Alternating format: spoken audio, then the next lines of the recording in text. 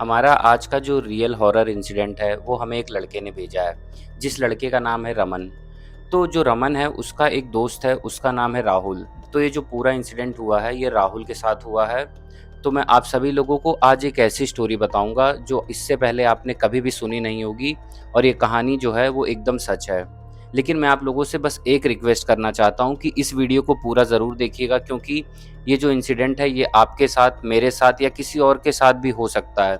तो इसलिए इस वीडियो को पूरा देखिएगा। बाकी चैनल पे नए हैं तो चैनल को लाइक कर दीजिए वीडियो को, और सब्सक्राइब ज़रूर कर लें। और आइए आज की वीडियो को शुरू करते हैं। तो कहानी की शुरुआत होती है उड़ीसा के एक छोटे से गांव से, जहां पर दो लड़के रमन और राहुल जो थे वो बचपन के दोस्त थे, साथ ही स्कूल में जाया करते थे। उसके बाद साथ ही साथ स्कूल के साथ वो कॉलेज में भी दोनों साथ थे। तो एक दिन जो रमन था उसका बर्थडे था, तो उसने अपने घर पर बर्थडे की पार्टी रखी थी, और वो अपने दोस्त राहुल को भी बुलाता है। तो जो राहुल होता है वो रमन की बर्थडे पार्टी में जाता है। तो मैं आप लोगों को बता दूं, राहुल और जो रमन है उन दोनों के घर के बीच में जो डिस्टेंस है वो 3 से 4 किलोमीटर का है। लेकिन इन दोनों के घर के बीच में एक घना जंगल पड़ता है। तो शाम के 6 या 7 बज रहे थे। जो राहुल था वो रमन के घर जाता है। बर्थडे था, केक कटिंग होती है, पार्टी होती है, सारी चीज़ें हो जाती है। तो जो राहुल था उसने सोचा था कि बर्थडे के बाद आज मैं जो रमन है उसी के घर रुक जाऊंगा। लेकिन होता क्या है कि बर्थडे की वजह से रमन के घर में काफ़ी सारे रिश्तेदार आए थे, और उसका जो घर था वो छोटा भी था। तो वहाँ पर रुकने के लिए जगह कम थी। तो जो राहुल था वो जब देखता है कि मतलब सारे, मतलब जो रूम हैं वो फुल हैं और वहाँ पर रुकने की जगह नहीं है, तो राहुल रमन से कहता है चल कोई बात नहीं यार, मैं अपने घर निकल जाता हूँ। तो रात के 8 या 9 बज चुके थे। तो जो राहुल होता है वो कहता है कि मैं पैदल ही अपने घर चला जाऊंगा। तो जो रमन होता है वो अपने दोस्त राहुल को, मतलब जो रोड होती है उसके घर की जाने के लिए, वहां तक छोड़ आता है। उसके बाद अब राहुल होता है, पहले तो मतलब उनके घर के बीच में बस चलती है, तो राहुल जो सोचता है मैं बस स्टैंड के पास जाता हूँ और वहां से बस ले लूंगा, आराम से अपने घर पहुंच जाऊंगा। लेकिन जब राहुल बस स्टैंड के पास पहुंचता है तो वो देखता है कि जो बस थी उससे, मतलब उसके पहुंचने से 3 से 5 मिनट पहले पहुंच गई थी, और जब राहुल बस स्टैंड पे पहुंचा तो वो बस वहां से निकल चुकी थी। तो थोड़ी दूर तो राहुल उस बस के पीछे भागा और उसने आवाज़ लगाई। लेकिन होता क्या है, बस मतलब आप समझ ही सकते हैं निकल चुकी थी। उसका जो आवाज़ थी राहुल की इतनी तेज नहीं थी कि जो बस का ड्राइवर है उस तक पहुंचे।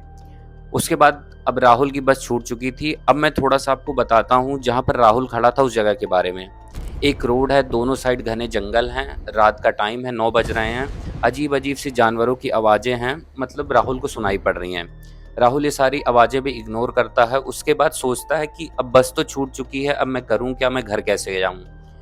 ये मतलब जो राहुल था इतना सोच ही रहा होता है कि अचानक से बारिश शुरू हो जाती है, बहुत ही तेज़ भयानक बारिश। उसके बाद राहुल जो था वो मतलब बारिश में खड़ा था क्योंकि और कोई जगह नहीं थी, तो वो पूरी तरीके से भीग जाता है। अब जो राहुल था वो सोचता है कि मैं बारिश में तो भीग ही चुका हूँ, क्यों ना 3 से 4 किलोमीटर का रास्ता है, मैं पैदल ही अपने घर निकल जाऊँ। फिर राहुल जो था वो ठानता है कि चलो ठीक है यार, भीग भी गए हैं, वापस रमन के घर जाने का भी कोई मतलब है नहीं, अपने ही घर पैदल निकल चलता हूँ। तो जो राहुल था उस मतलब अंधेरी बारिश वाली रात में पैदल ही उस रोड पर अपने घर की तरफ निकल गया। जो राहुल था वो धीरे-धीरे उस बारिश में उस रोड पर अपने घर की तरफ बढ़ता जा रहा था। तो मुश्किल से 3 से 4 मिनट हो चुके थे राहुल को उस रोड पर चलते हुए। तो राहुल को एक उसके पीछे से अजीब-सी आवाज़ आती है। तो जब राहुल पीछे मुड़कर देखता है तो वो देखता है कि एक बाइक है, उस बाइक की जो हेडलाइट थी वो जल नहीं रही थी, और वो बाइक धीरे-धीरे राहुल की तरफ आ रही थी। तो राहुल सोचता है कि ये कौन है, क्योंकि रात के 10 बज चुके थे, चारों तरफ घनी बारिश हो रही थी, आस-पास कोई भी लोग नहीं थे। तो जो बाइक थी वो राहुल के पास आकर रुकती है। तो राहुल देखता है कि उस बाइक की जो हेडलाइट थी, मैंने आपको पहले ही बताया, वो जल नहीं रही थी। उस बाइक पर एक पतला-सा लंबा आदमी बैठा था, जिसने ब्लैक हेलमेट लगाया हुआ था, और जो हेलमेट का जो आगे का मिरर होता है वो एकदम ब्लैक था। तो इससे पता नहीं चल रहा था, उसका जो आदमी का फेस था वो एक मतलब क्लियर या साफ राहुल को दिखाई नहीं पड़ रहा था। और उस आदमी ने ब्लैक लेदर की जैकेट पहनी हुई थी। उसके बाद जब वो राहुल के पास बाइक रोकता है तो राहुल को फ़ील होता है कि अचानक से जो हवाएँ चल रही थी वो रुक गई, चारों तरफ सन्नाटा हो जाता है।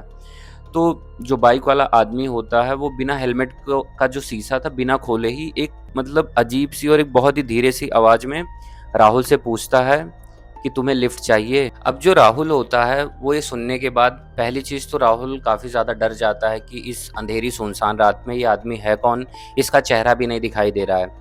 लेकिन राहुल अपने चारों तरफ देखता है तो जो बारिश थी वो मतलब धीमे होने के बजाय और ज़्यादा तेज़ होती जा रही थी। तो राहुल सोचता है कि यार बारिश भी इतनी तेज़ हो रही है, चारों तरफ कोई लोग भी नहीं है और कोई और भी रास्ता नहीं है मतलब घर तक जाने का। तो राहुल मतलब ना चाहते हुए भी आप कह सकते हैं हाँ बोल देता है और उस बाइक पर पीछे बैठ जाता है।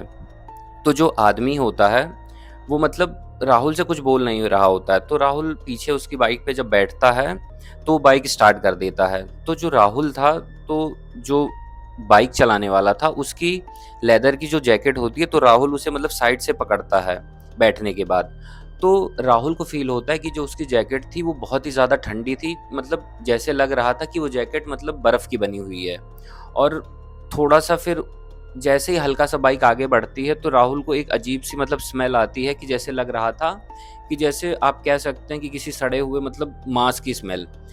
तो ये सब चीज़ें जब राहुल के साथ हुई तो अब राहुल कुछ बोल नहीं पा रहा था, लेकिन जो राहुल था अंदर ही अंदर उसे बहुत ही ज़्यादा डर लग रहा था। अब जो बाइक थी वो धीरे-धीरे उस रोड पर आगे बढ़ने लगी। तो जैसे-जैसे बाइक थोड़ा-सा आगे बढ़ती है तो जो राहुल होता है उसे फ़ील होता है कि इस बाइक में मतलब ऐसा लग ही नहीं रहा है कि ये किसी इंजन से चल रही है, मतलब एक जैसे आप कह सकते हैं कि नॉर्मल बाइक की आवाज़ होती है। राहुल को ऐसा कुछ फ़ील ही नहीं होता कि ये कोई नॉर्मल बाइक है या किसी नॉर्मल बाइक के चलने की आवाज़ है। उसके बाद वो पीछे की तरफ देखता है तो पीछे भी लाइट जो थी, पहले तो मैंने आप सभी को बताया कि आगे का जो उसका हेडलाइट थी वो जल नहीं रही थी और पीछे की भी लाइट नहीं जल रही थी और उस बाइक पर एक पीछे टूटी सी नंबर प्लेट लगी थी और उस नंबर प्लेट पर राहुल ने देखा कि अजीब सी मिट्टी लगी हुई थी। बट राहुल जो था वो चुप रहता है, वो कुछ नहीं बोलता है। फिर जैसे-जैसे रास्ता आगे बढ़ता जाता है, रात अंधेरी होती जाती है और जो बारिश थी वो और तेज़ होती जाती है।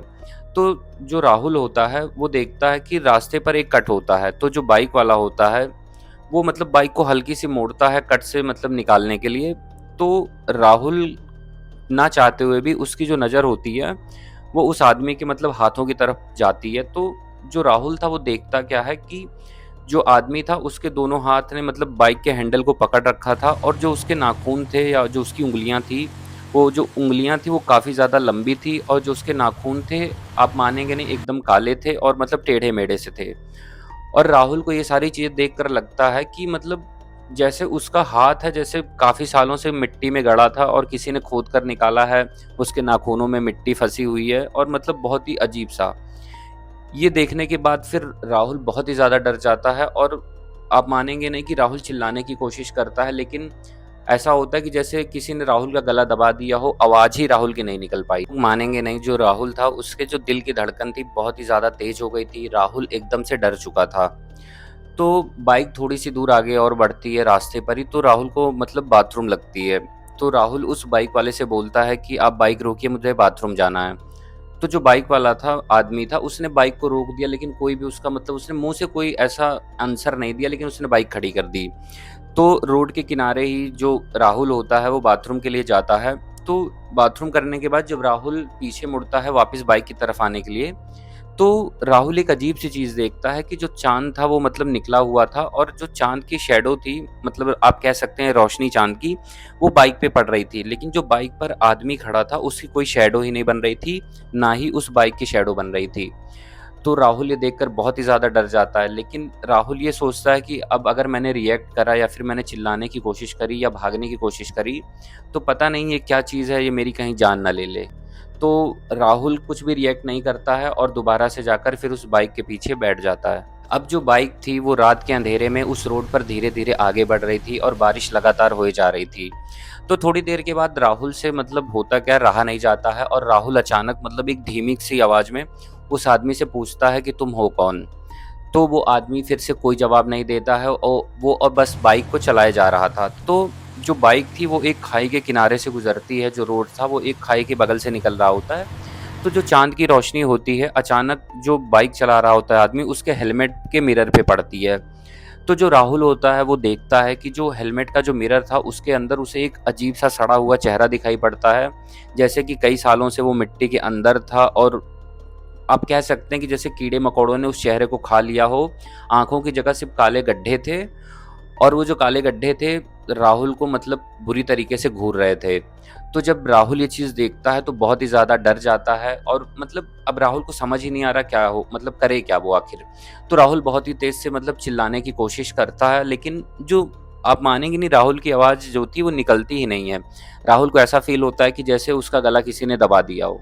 अब होता क्या है, जो राहुल था वो बिल्कुल डर चुका था, लेकिन आप मानेंगे नहीं, थोड़ी देर के बाद होता क्या है, जो बाइक थी वो खुद ब खुद, राहुल कुछ बोलता भी नहीं है और जो आदमी था बाइक चला रहा था, वो उस बाइक को रोक देता है और वो आदमी राहुल की तरफ सर घुमाता है और हेलमेट के अंदर से एक अजीब-सी फुसफुसाहट भरी आवाज़ में राहुल से बोलता है कि तुम्हें लिफ्ट चाहिए थी, मैंने तुम्हें लिफ्ट दे दी, लेकिन तुम्हें अब मेरी जगह लेनी होगी। तो जब ये बात मतलब राहुल सुनता है, वो बहुत ही ज़्यादा डर जाता है। वो बाइक से कूदता है और जो रोड के बगल में जंगल थे, उन जंगलों में भागने की कोशिश करता है। उसके बाद राहुल जो था बहुत तेज़ भागता है, गिरते, पड़ते और मतलब जंगलों के और पेड़ों के बीच से भागने की कोशिश करता है। तो जब राहुल जो थोड़ा-सा दूर आगे भाग कर जाता है, तो पता नहीं राहुल के मन में क्या आता है कि मैं पीछे मुड़कर देखूँ कि वो बाइक वाला आदमी आखिर है कि चला गया।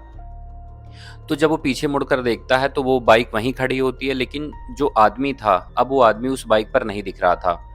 राहुल बहुत ही ज़्यादा डर जाता है, बहुत तेज़ भागता है और वो जो अपना जो उसका गाँव होता है, वो किसी तरह अपने गाँव तक पहुँचता है और वहाँ पहुँचने के बाद बेहोश हो जाता है। फिर गाँव में अगला दिन होता है, राहुल को होश आता है, तो राहुल ये पूरी कहानी गाँव वालों को बताता है, तो गाँव वालों के ये कहानी सुन के ना होश उड़ जाते हैं।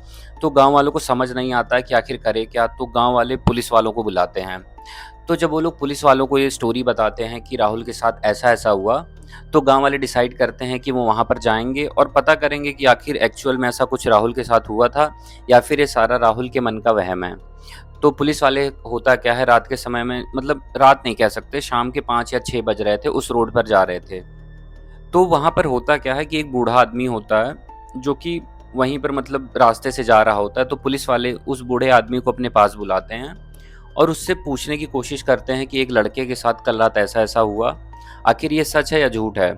तो वो जो बूढ़ा आदमी था वो एक स्टोरी बताता है कि आज से 10 साल पहले एक विक्रम नाम का लड़का था, जो कि बाइक से इसी रोड से जा रहा था। उस रात काफ़ी ज़्यादा बारिश हो रही थी और मतलब जो अंधेरा था वो घना था और रात के 9 और 10 बज रहे थे। लेकिन अचानक पता नहीं क्या होता है, उस लड़के के बाइक के सामने कुछ आ जाता है और उस बाइक का जो है एक्सीडेंट हो जाता है। एक्सीडेंट होने के बाद उस लड़के की वहीं पर मतलब जान निकल जाती है रोड पर और जो उसकी बाइक थी पूरी तरीके से टूट-फूट जाती है। तो जो गाँव वाले थे, जब वो देखते हैं उस हालत में लड़के को, तो गाँव वाले उसे हॉस्पिटल नहीं भेजते हैं और उसी बगल रोड के साइड जंगल में मतलब करते क्या हैं, उसका हेलमेट और जो लड़का था और उसकी नंबर प्लेट टूटकर नीचे गिर गई थी, उन तीनों चीज़ों को वहीं पर वो लोग दफना देते हैं। तो ये सारी चीज़ें सुनने के बाद जो पुलिस थी मतलब एकदम हैरान रह गई, तो वो उस बूढ़े आदमी से पूछती है कि क्या आप वो जगह बता सकते हैं कि जहाँ मतलब उस लड़के को दफनाया गया था? तो पुलिस को मतलब वो जो बूढ़ा आदमी था वो बताता है कि मतलब इशारा करके कि उस तरफ।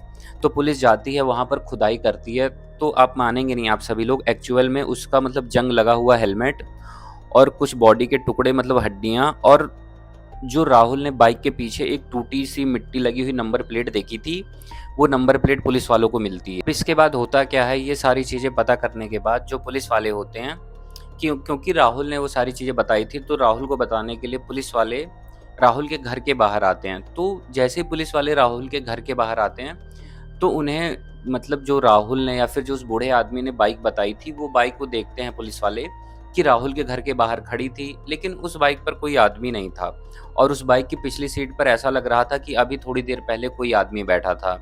और राहुल के जो मतलब गेट था, तो जब पुलिस वालों ने सोचा कि गेट खटखटा के हम राहुल को बुलाते हैं और सारी चीज़ें बताते हैं, तो वो लोग देखते हैं कि राहुल के गेट के बगल में मतलब लाल कलर से, आप कह सकते हैं खून से लिखा हुआ था कि इस बार तो ये बच गया, लेकिन अगर अगली बार ये वहाँ आ गया तो ज़िंदा नहीं बच पाएगा। सब सारी मतलब चीज़ें बीत गई, उसके बाद राहुल के साथ होता क्या है, जैसे-जैसे दिन बीतते हैं, तो राहुल जैसे मान के चलो अपने घर में है, रात का अंधेरा है, 8-9 बज रहे हैं, तो उसी बाइक की आवाज़ राहुल को मतलब फिर से सुनाई पड़ती है और जब राहुल अपनी खिड़की के पास जाता है, तो खिड़की से बाहर वो देखता है कि वही बाइक वहाँ पर खड़ी है, लेकिन उस बाइक पर कोई भी आदमी नहीं है। अब उसे सपनों में भी वो बाइक दिखने लगी थी और वो आदमी दिखता था और राहुल से बोलता था, क्या तुम्हें लिफ्ट चाहिए? फिर ये सब जो चीज़ें थी वो राहुल के साथ दिन-ब-दिन बढ़ती गई। उसके बाद ये स्टोरी राहुल ने मतलब अपने दोस्त रमन को भी बताई। फिर धीरे-धीरे होता क्या है, राहुल की तबीयत खराब होने लगी। फिर लास्ट में जो रमन है वो बताता है कि जो राहुल था, उसे कभी-कभी ये भी फ़ील होता था कि जैसे मैंने तो उस बाइक से लिफ्ट ले ली, लेकिन अगला नंबर मेरा है, अब मैं भी नहीं बचूँगा। तो ये सारी चीज़ें आप मानेंगे नहीं, राहुल के साथ लगातार होने लगी। अब जब ये चीज़ें लगातार होने लगी, तो जो राहुल की जो आप कह सकते हैं मेंटल हेल्थ थी वो बहुत ज़्यादा ख़राब होने लगी। और रमन उसका दोस्त बताता है कि एक टाइम के बाद राहुल की अब इस समय कंडीशन है कि वो पागल हो चुका है और वो उड़ीसा के किसी मतलब छोटे से पागल खाने में है, वहीं रहता है। तो जब ये स्टोरी रमन ने मुझे बताई, तो ये स्टोरी काफ़ी ज़्यादा इंटरेस्टिंग थी कि आप मतलब जो राहुल था उसने बस एक लिफ्ट ली थी, उसकी भी गलती नहीं थी, रात का अंधेरा था, बारिश थी, उसने सोचा कि वो घर जल्दी पहुँच जाएगा। लेकिन इसीलिए मैंने आप सभी लोगों को बताया कि ये वीडियो बहुत ही ज़्यादा इम्पोर्टेंट है कि आप सभी लोग भी, मैं तो ये कहता हूँ सबसे बड़ी चीज़, रात में निकलो ही मत, जितना ज़्यादा हो सके ट्रैवल करना आप लोग सुनसान जगहों पर रात में अवॉइड कर दो। लेकिन अगर आप फिर भी निकलते हैं तो जो पब्लिक ट्रांसपोर्ट है उसका सहारा लें, किसी अनजान आदमी से लिफ्ट ना लें, क्योंकि क्या पता वो जो अनजान आदमी आपको लिफ्ट दे रहा है वो कोई रियल आदमी है भी या नहीं। तो आज की जो स्टोरी थी यही थी। अगर आप सभी लोगों को स्टोरी अच्छी लगी हो तो बस वीडियो को लाइक ज़रूर कर दें, चैनल पे नए हैं सब्सक्राइब कर दें और अपने फ्रेंड्स और फैमिली के साथ वीडियो को ज़रूर शेयर करें। बाकी मैं आप सभी लोगों से मिलता हूँ नेक्स्ट वीडियो में।